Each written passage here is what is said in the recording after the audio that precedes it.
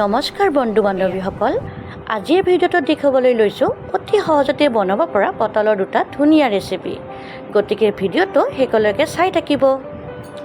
এয়া মই লৈছোঁ কেইটামান পটল, লগতে 5 মান নহৰু, অকণমান আদা আৰু জলকীয়া।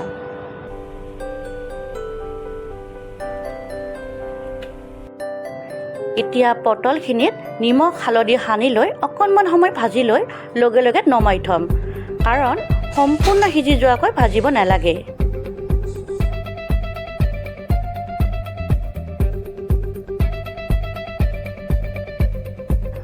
এতিয়া মই আধা ভজা পটলখিনি জলকীয়া আদা নহৰুখিনি মিক্সিত পিচি ল'ম।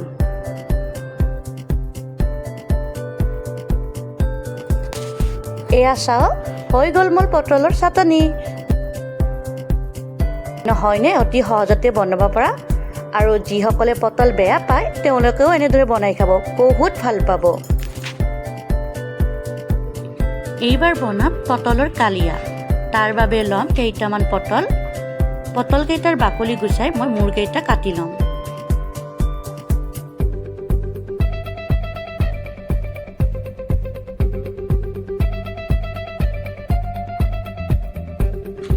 এতিয়া নিমখ হালধি সানি লৈ পটলকেইটা ভালদৰে ভাজি ল'ম।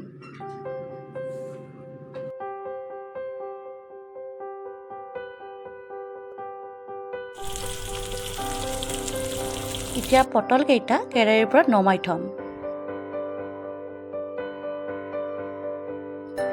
এতিয়া সেইখিনি তেলতে মই তেজপাত 2-3টা, পাঁচফোৰণ, লং ইলাচি কেইটামান, জিৰা এচামুচ, ধনিয়া এচামুচ, নিমখ হালধি এচামুচ আৰু জলকীয়া বটাখিনি দি ভালদৰে ভাজি ল'ম।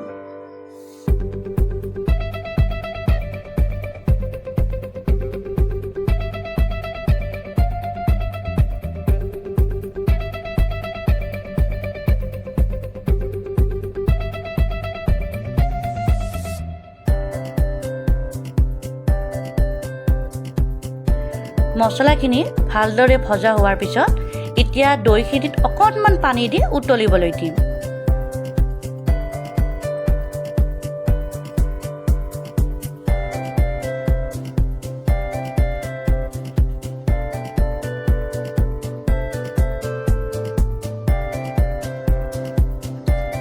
উতল অহাৰ লগে লগে পটলখিনি দি ঢাকনি মাৰি দিম।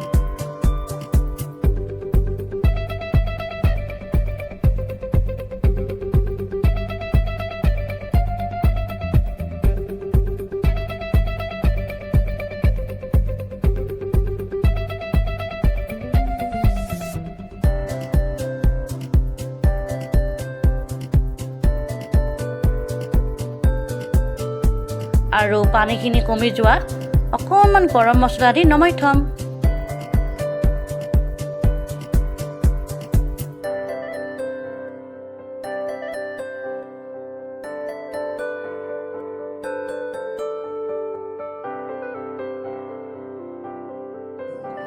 হৈ গ'ল মোৰ পটলৰ কালিয়া। নহয়নে অতি সহজতে বনাব পৰা? গতিকে আপোনালোকেও বনাই চাব আৰু কেনেকুৱা লাগে মোক কমেণ্ট কৰি জনাব। ধন্যবাদ।